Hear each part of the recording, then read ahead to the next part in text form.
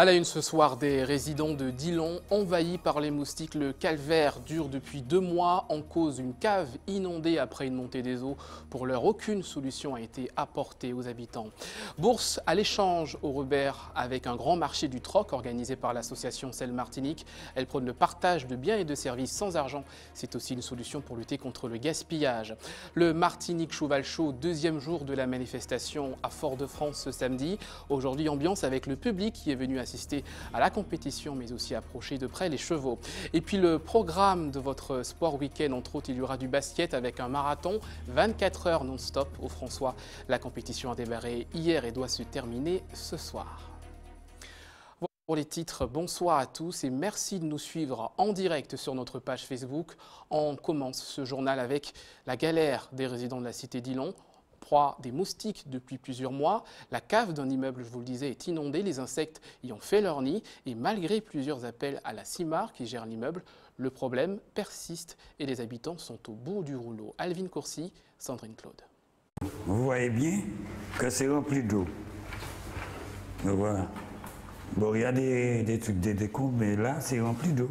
Une cave inondée, une odeur nauséabonde, des moustiques par centaines. Cela fait 2 mois que les locataires du bâtiment G subissent ces nuisances. Il y a même des rats aussi, j'en ai déjà vu. Il y a des bêtes à 1000 pattes aussi. Donc j'habite plus au rez-de-chaussée, c'est pas bon non plus pour les enfants, c'est pas bon non plus quand quelqu'un monte justement dans les escaliers, parce qu'à chaque fois on me dit ah ouais, comment tu fais avec cette odeur là, ça sent, même à la maison, malgré que j'ouvre pas, je prends l'odeur, donc c'est invivable. Après plusieurs appels téléphoniques, un technicien s'est déjà déplacé, mais en vain. La personne est venue, je l'ai vu, il avait un petit machin pour pomper l'eau, il a juste fait ça. Pomper l'eau, après il est reparti. D'ici 2 minutes, il y a eu une remontée d'eau. Et ça s'empire de jour en jour avec les moustiques, avec la maladie. Moi, ça a duré assez. En plus de ces désagréments quotidiens, la concentration de moustiques devient dangereuse pour les membres de cette famille. J'ai mon fils qui est déjà allergique. Et vous voyez bien, regardez son bois. Ça a gonflé. Et tous les jours, je suis obligé de mettre des produits, d'acheter pour pouvoir passer sur sa peau. Chez la voisine, même constat. On a des odeurs qui rentrent chez nous. J'ai même honte d'inviter des amis chez moi parce qu'on ne peut pas rester à l'intérieur puisqu'on a l'impression que l'odeur est à l'intérieur même. La remontée des eaux serait causée par les travaux de confortement parasismique commencés dans la cité et qui posent problème à plusieurs niveaux. Les routes ne sont pas bien elles sont un peu dégradées maintenant puisqu'il y a les camions qui passent un peu partout, etc. Après avoir contacté le propriétaire des lieux, la CIMAR, cette dernière n'a pas souhaité s'exprimer. En attendant, les habitants du bâtiment G se sentent oubliés et contraints de supporter ces gènes. En bref, la Martinique placée en vigilance jaune par Météo France en cause d'une onde tropicale avec de fortes pluies et des orages qui sont attendus à partir de 2 h du matin. Je vous lisais une onde tropicale qui est actuellement à 350 km de notre île. Fin estimée de l'événement demain à partir de 17 h. En bref, toujours les habitants de Schellcher, totalement desservis en bus, la CFTU a mis en place des dessertes exceptionnelles depuis hier. Plusieurs quartiers étaient privés de transport en commun depuis 2 mois à cause d'un conflit avec l'exploitant Sotravom. Les horaires ont dû être modifiés. Vous aurez plus de précisions sur le site de Mosaïque pour les quartiers concernés. On va prendre la direction du Salon du Bourget à Paris. Ce sont des milliards d'euros qui sont en jeu au célèbre Salon de l'aéronautique qui a ouvert ses portes cette semaine. Aux côtés d'Airbus, de Boeing, le stand du Centre national d'études spatiales qui lance les fusées Ariane et Soyouz à Kourou. Il est très prisé par les visiteurs. Le CNES qui a également annoncé une déclaration d'intention pour développer les applications spatiales dans les régions d'outre-mer. Sur place, le reportage de Stéphane Alexandresco.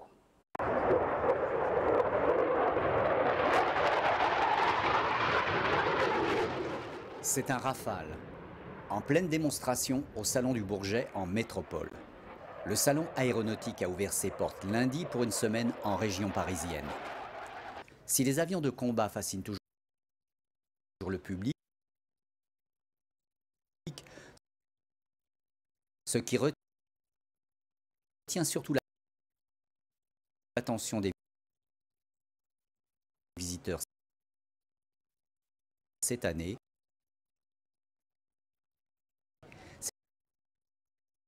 C'est la conquête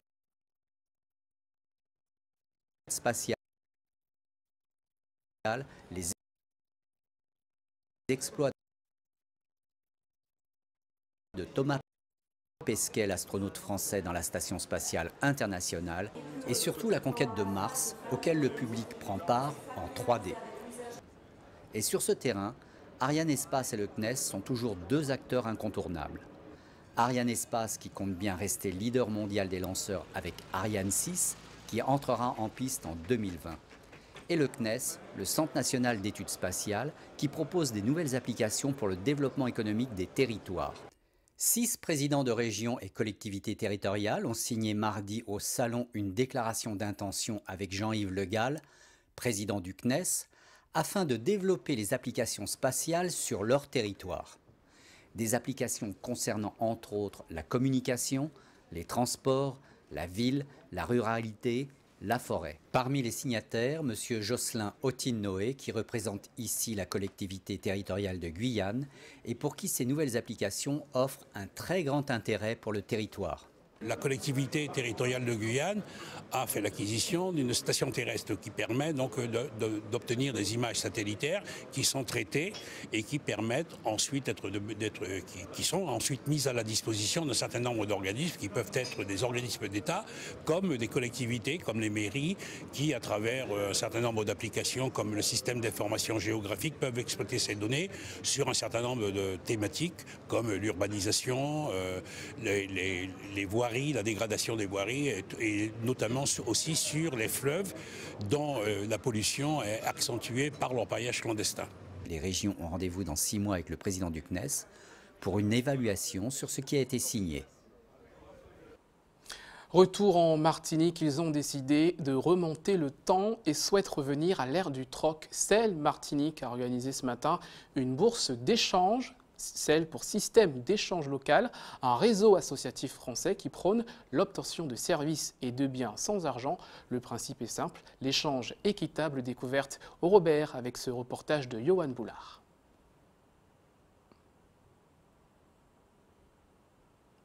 Voilà un reportage que nous allons retrouver dans quelques instants dans le cours de ce journal.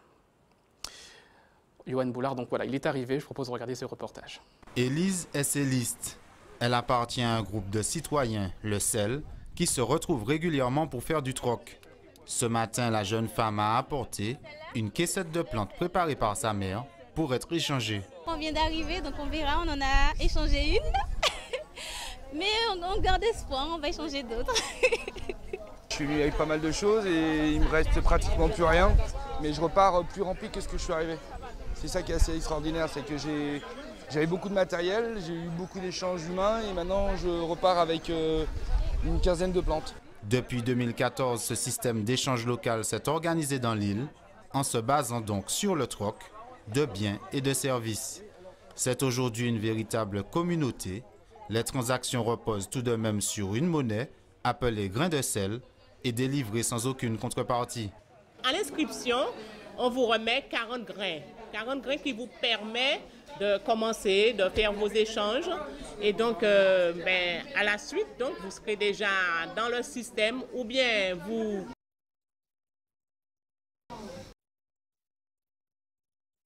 dépensez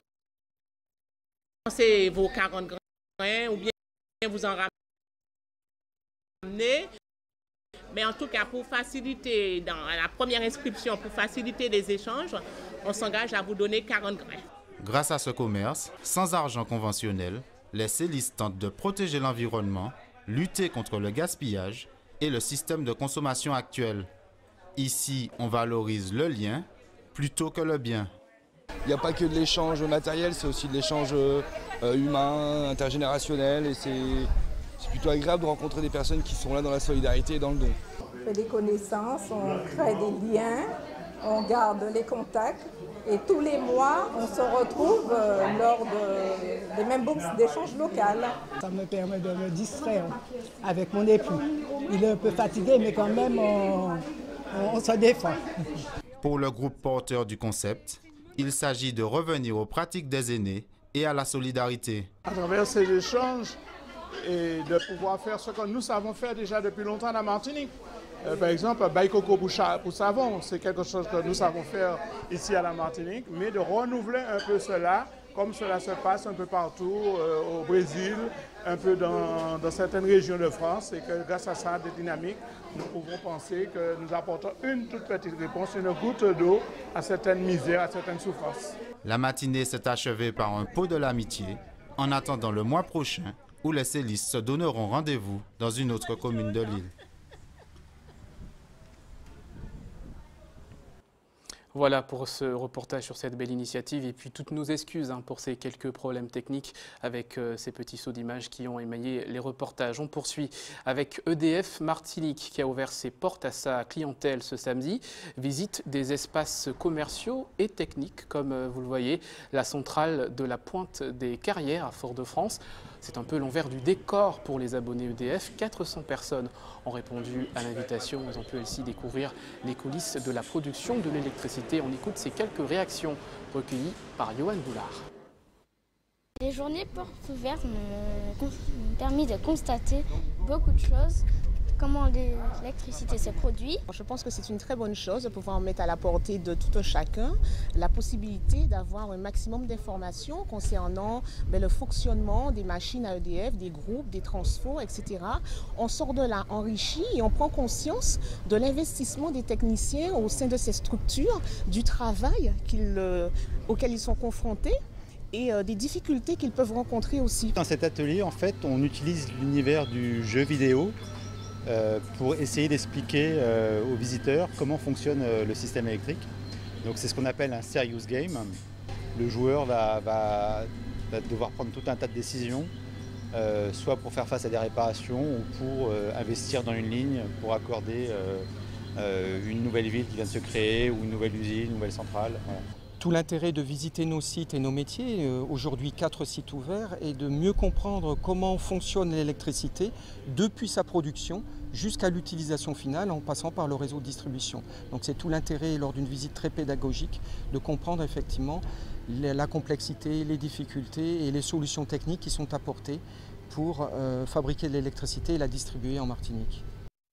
Restez avec nous à suivre dans votre journal, votre JT des communes du samedi. Direction ce soir Grand-Rivière pour une tranche de vie avec les habitants qui prennent le temps de vivre justement. Et puis sur le chemin du bois-flot, utilisé dans le Nord pour surfer sur les vagues, nous avons suivi des passionnés et des résistants de cette tradition. Mais d'abord, échange intergénérationnel à la piscine du Lamentin ce matin. L'OMAS a réuni des pensionnaires d'EHPAD et des jeunes pour une journée au bord de l'eau. Au programme, une compétition, mais surtout de la bonne humeur avec le reportage que vous allez regarder de Myrta Paler et de José Le Chertier. Dans l'euphorie, les équipiers ont du mal à prendre place dans le kayak, un exercice inhabituel pour Anna. Ah, madame, j'ai une certaine âge. Ah, ne regarde pas ça. On dit toujours, pas garder des pieds bourriques pour bailler. Mais elle a son âge. Et son âge n'enlève rien à sa détermination. Mais elle m'a poussée à l'arrivée. Vous avez vu, j'ai pris une belle gorgée d'eau à l'arrivée. Cette 18e édition a mis l'accent sur l'idée d'unité et de dynamisme, un grand moment d'échange entre générations. J'aidais un peu à pagayer et j'aidais à m'emporter. Je sentais que je pouvais y arriver et que notre équipe allait peut-être l'emporter. C'était hyper bien, je me suis bien amusée. Je retiens que même si que les personnes âgées n'ont pas notre âge, je veux quand même s'amuser avec eux. Les Jeux aquatiques étaient au cœur des activités de la matinée. Après 4 ans d'absence, pour l'OMAS, il s'agissait notamment d'entretenir les capacités physiques de ses adhérents. C'est une manifestation qui est très attendue sur le territoire du Lamentin et particulièrement avec nos jeunes que nous accompagnons dans le domaine social, mais également par les personnes âgées, puisque nous souhaiterions, en tous les cas, notre leitmotiv, c'est le bien vieillir. Il y a un échange, il y a l'échange culturel, l'échange au niveau des activités physiques et ne serait-ce que l'aspect solidarité entre les générations, ne serait-ce que ça, nous avons gagné quand même quelque chose. Une journée intergénérationnelle et conviviale qui a plu aux adhérents des différents EHPAD présents. Voilà pour ce reportage. Notre invitée ce soir, Sabrina Ferdinand des Famous Girls. Bonsoir. Bonsoir. Et merci d'avoir accepté notre invitation. Vous organisez demain une randonnée VTT qui devrait prendre le départ au Robert à 7 h. Au vu de la météo, on l'a dit au début du journal, une vigilance jaune pour de fortes pluies. Est-ce que cette compétition sera maintenue? Donc c'est une randonnée de VTT. Donc, pour l'instant, elle est maintenue. Nous sommes suspendus aux décisions préfectorales. Donc d'ici demain matin, 6h, 6h30, on saura exactement si on l'a fait. Étant entendu que le VTT peut se pratiquer aussi sous la pluie, mais il faudrait que ça ne soit pas une trop grosse pluie. Alors pour l'heure, donc vous le disiez, les participants sont toujours appelés à se rendre demain au Robert pour le départ de la course à 6h30 pour les inscriptions. Et donc, il y aura 2 parcours qui seront proposés. Effectivement, donc c'est une randonnée de VTT. Donc je précise que ce n'est pas une compétition justement pour ne pas faire peur à certaines dames. Il n'y aura pas de classement, c'est vraiment le loisir. Non, voilà, donc c'est vraiment du VTT loisir. Donc il y aura 2 parcours, un de 12 km pour les débutantes et un de 23 km pour les confirmés. Alors justement, votre section Famous Girl qui est au sein du club Famous Girl s'attache à permettre aux femmes de pratiquer le vélo en loisir entre femmes. Est-ce que c'est important toujours de le faire? Oui, parce qu'on le fait dans un autre état d'esprit. C'est vrai qu'il y a plus de camaraderie, il y a moins de compétition, d'esprit de compétition entre nous. Et dans la mesure où c'est vraiment du loisir, donc on prend beaucoup plus de plaisir à faire du VTT comme ça entre filles. Alors vous avez des adhérents âgés entre 14 et 63 ans. Oui, la doyenne a effectivement 63 ans. Et donc ça permet aussi de créer un lien entre les générations? Effectivement, donc on a un lien entre les générations, un lien de solidarité parce que c'est vrai que malgré les 63 ans, c'est elle qui aide les plus jeunes quelquefois. Donc, et on a une moyenne d'âge qui tourne autour des 45 ans. Donc c'est vrai que que nous avons plusieurs tranches d'âge au niveau des Famous Girls et ça nous permet en tout cas de s'éclater entre nous. Alors ça fait 7 ans que votre section existe au sein de cette association. Comment vous regardez l'évolution du cyclisme féminin? Est-ce que vous pensez aller vers la compétition à un moment donné? Au niveau des Famous Girls, effectivement, chaque année, on détecte 1 ou 2 filles qui souhaitent aller en compétition. En général, ce sont les plus jeunes, donc parce que les autres, ce sont des mères de famille qui n'ont pas forcément le temps de s'adonner à la compétition. Et effectivement, depuis quelques années, le cyclisme féminin a beaucoup évolué en Martinique, en particulier grâce à l'action des Famous Girls, puisque nous avons démarré avec 15 licenciés au niveau de l'association. Aujourd'hui, nous en avons 75, et même au niveau de la Férocienne, donc la randonnée que nous organisons demain, nous avions 35 participantes et l'année dernière, nous en avions 92. Vous attendez encore de nouvelles inscriptions, des adhérents? Comment y adhérer justement? Alors, pour la randonnée de demain, il est encore possible de s'inscrire au départ. Donc, il faudrait être à l'école Lucien Laroche à partir de 6h30 pour un départ à 7h30. Et au niveau des Famous Girls, donc, nous allons recommencer notre saison en septembre. Et la porte est ouverte à toutes les dames de Martinique qui souhaitent pratiquer du VTT loisir. Merci beaucoup d'avoir accepté notre invitation. Je rappelle que vous êtes la responsable de la section Famous Girls et que vous nous avez présenté cette manifestation qui est toujours maintenue malgré cette vigilance jaune qui est en ce moment en Martinique. Donc rendez-vous demain à 6h30 au Robert. À l'école Lucien Laroche. Donc je précise que le lieu du rendez-vous a été déplacé et que c'est à l'école Lucien Laroche. Il était déplacé, d'accord. Voilà. Merci. On poursuit ce journal à Fort-de-France. Le public avait rendez-vous avec les chevaux, place de la Savane, où est installé le Martinique Cheval Show depuis hier, l'équitation.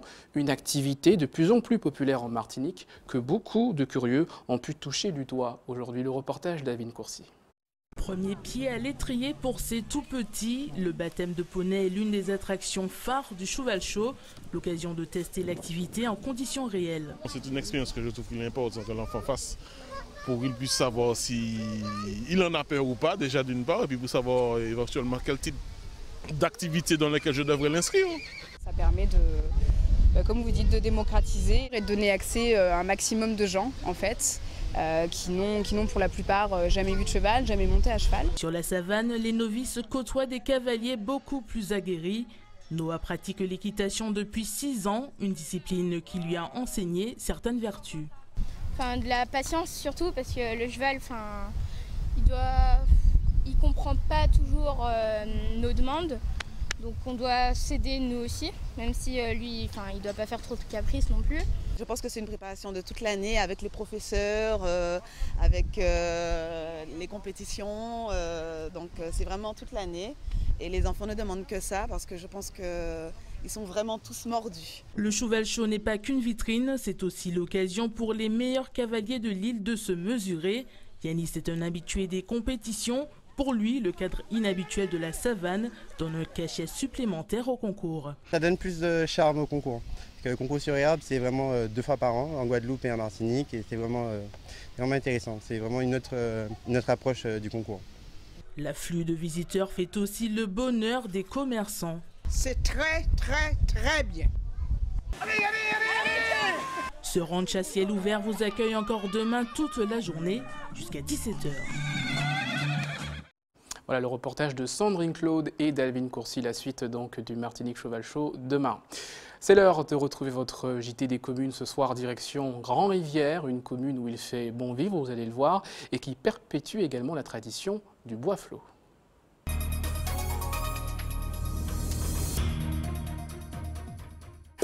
Bonsoir à toutes et à tous et bienvenue dans le journal des communes.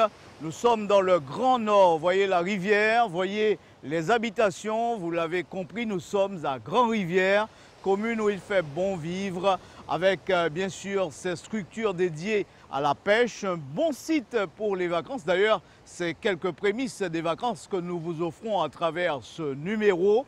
C'est parti pour quelques minutes d'intense plaisir à travers ces belles images signées François Brigitte, Claude Tell, avec Gianni et notre maquilleuse.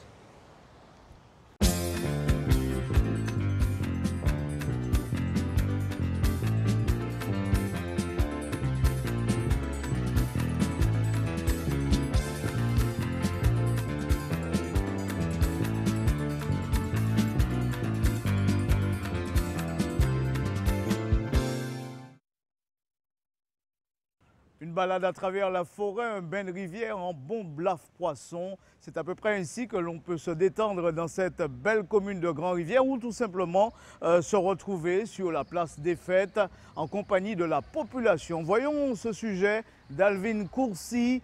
Que fait-on à Grand-Rivière? Quelles sont les occasions de bien vivre? C'est parti. Bonjour. Bonjour. Ça va Odile? Oui, ça va. Depuis 8 h ce matin, Franck distribue son courrier. Un réel plaisir qu'il savoure tous les jours. J'aime mon métier, j'aime ce que je fais. Et puis j'aime bien aussi les habitants de Grand-Rivière. J'aime bien le cadre. Et voilà, et puis c'est pas trop loin de chez moi. C'est pas trop stressant quoi? Non, c'est pas trop stressant, non, pas du tout. De maison en maison, il va à la rencontre des quelques 1000 riverains, comme Madame Alix, qui vit ici depuis 78 ans. C'est bien, c'est vraiment un petit coin de vacances, un petit coin de repos, on se repose. Toujours des petits amis, on fait des petites conversations, et puis la journée, ça passe. Même si l'on ne peut pas dire que l'activité soit débordante dans les ruelles de la commune, chacun trouve une manière de s'occuper à son rythme. Je prends la vie comme elle vient et je fais mon sport le matin. À 6 h, je pars de chez moi. Je vais faire une petite randonnée de 4, 5, 6 km. Je reviens chez moi. Après, je m'occupe, je trouve toujours quelque chose à faire. Sinon, je vais dans mon jardin. J'ai planté des légumes et je vais récolter mes légumes bientôt. Vous voyez? Alors, Grand-Rivière, il fait bon vivre. Il peut arriver que quelques problèmes de voisinage surviennent, rapidement apaisés par la sérénité des habitants. Un équilibre que Dario apprécie chaque fois qu'il vient faire ses livraisons. Il fait frais et puis c'est des paysans, c'est pas comme à Fort-de-France, c'est pas comme le Lamentin, c'est autre chose, une autre vie, une autre vision de la vie. Donc voilà quoi, c'est bien à Grand-Rivière. Vous voyez, j'habite Beauséjour. Je suis descendue chercher un produit pour mes cheveux. Ma maison n'est pas fermée. Vous vous sentez en sécurité? En sécurité à Grand-Rivière. C'est l'idéal pour le repos et pour la sécurité. Et même les plus jeunes se rendent aussi compte du privilège de vivre dans cet environnement. Oui, c'est une chance parce que c'est pas en tout qu'on voit ça, la mer à côté de la rivière. c'est pas partout. En ville, il n'y a pas ça, il n'y a pas ce genre de... En ville, tu vas pas voir des gens comme ça dans la rue, en train de se baigner, en train de crier. C'est qu'on a vraiment une chance de pouvoir vivre sans crainte, quoi. On vit notre vie. La plupart du temps, on va faire un foot sur la place, on va jouer au foot. Ou bien on va à la mer, on fait du vélo, on fait les activités les plus simples. On ne s'ennuie pas en fait. On trouve tout le temps quelque chose à faire. Mais Grand-Rivière est aussi ce petit bout de paradis où il est toujours agréable de revenir pour celles et ceux qui ont quitté leur terre natale. Voilà une semaine que la famille d'Alix est arrivée de la région parisienne pour le plus grand bonheur de chacun. C'est des souvenirs. Et quand je revois mes amis avec lesquels j'étais scolarisé, donc il y a des souvenirs qui ressurgissent et c'est toujours un moment d'émotion. Ça fait toujours plaisir de revoir ses enfants, de passer un petit moment avec eux et de leur offrir ce qu'on pense avoir de meilleur. Alors qu'est-ce qu'il y a de bon justement au menu? Au menu aujourd'hui, c'est juste un blaf de poisson et légumes pays, du riz et puis voilà. Si Grand-Rivière peut être qualifié d'idyllique par son environnement, ses falaises et son littoral, c'est aussi et surtout grâce à ses habitants qui, pour rien au monde, ne souhaiteraient changer de vie. Avec l'équipe, on s'est arrêté à l'endroit même où l'on a construit le nouveau port de Grand-Rivière, sujet de toutes les curiosités. Et cela m'inspire une histoire, celle du bois flot. Vous savez, à l'époque, les enfants, durant toute l'année, ce qu'ils aimaient faire pour se distraire, c'est partir dans les bois à la recherche du bois justement, un bois flot. Et ils partaient comme ça sur les flots justement à la pêche. On disait que nous capati pêcher en flot. Voyons le reportage de Marie Tricot.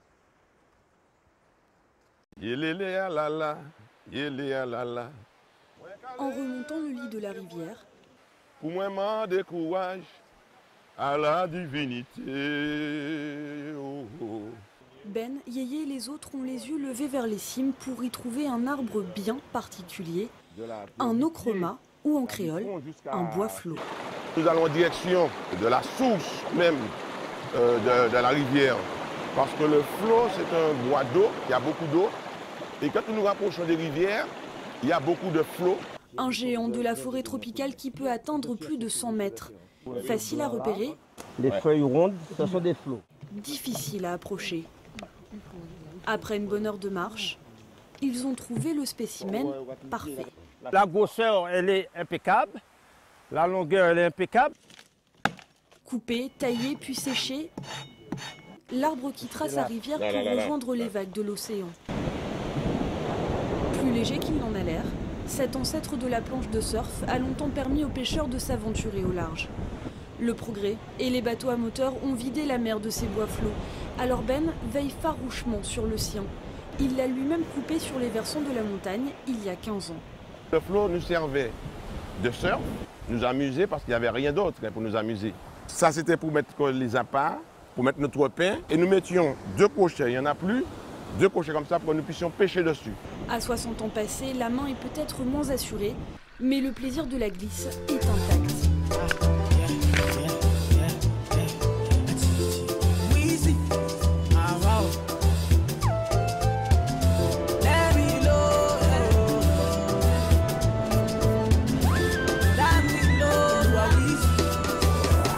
C'est mon flot.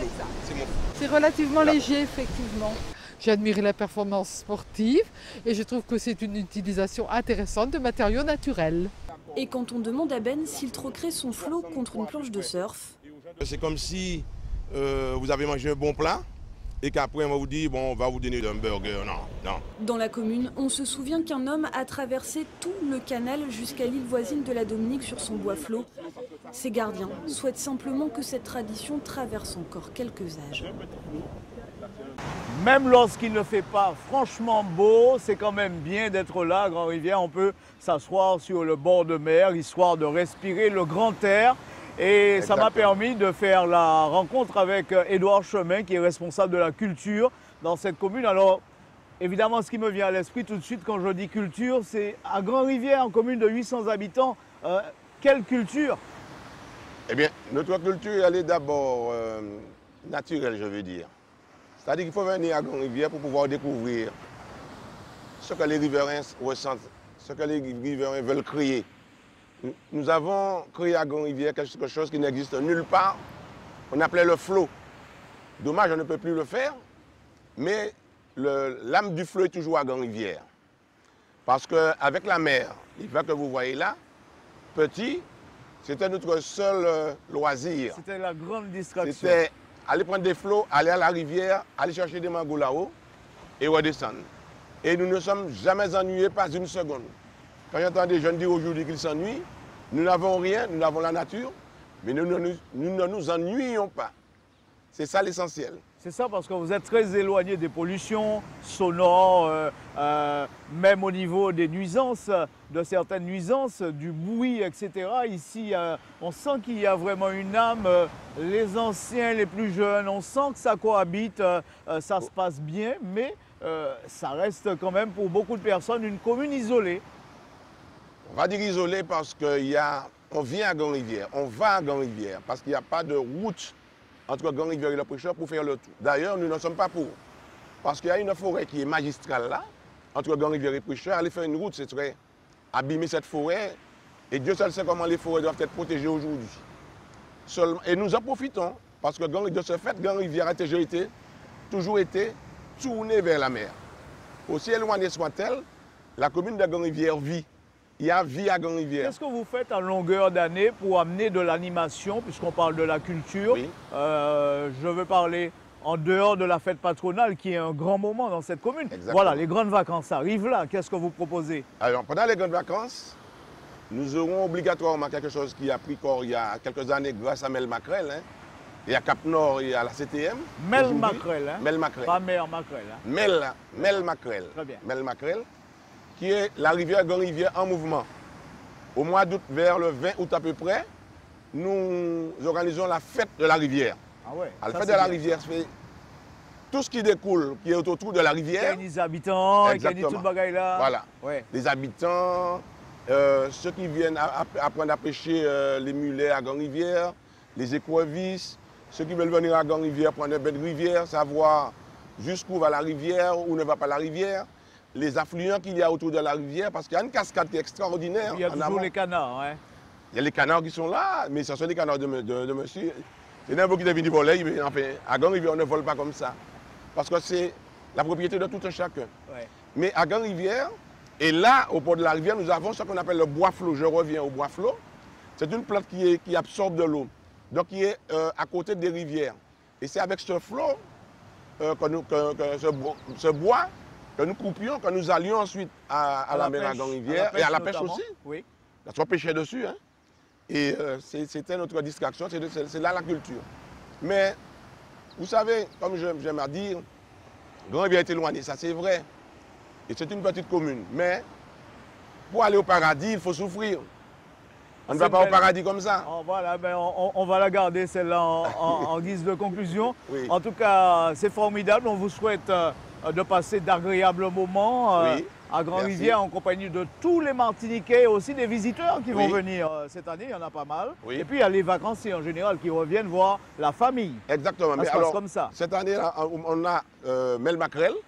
On a, vers le 12-13 août, un grand week-end avec la CTM qui va... mais non, pas la CTM. La CTM a parti, oui, mais avec Cap-Nord. Oui. Cap-Nord, week-end sportif et culturel. Très bien. Et ce sera autour du volleyball, autour du beach volley, autour de la pétanque, autour de pas mal de choses. Voilà, il y aura toujours du bon poisson, du bon titiri, kaini, tout ça. Venez découvrir Grand-Rivière, profiter un peu de faire un peu de tourisme et profiter de cette quiétude que nous offre notre belle commune Grand-Rivière. Merci Monsieur Chemin, on voit que vous aimez beaucoup votre commune. Ah, c'est ma vie. En tout cas, merci quant à vous de nous avoir suivis. C'est toujours un grand moment à partager, notamment dans cette ville qu'on aime et qu'on prend plaisir à découvrir et à redécouvrir. On se retrouve la semaine prochaine pour la dernière de la saison. Très belle nuit, à bientôt.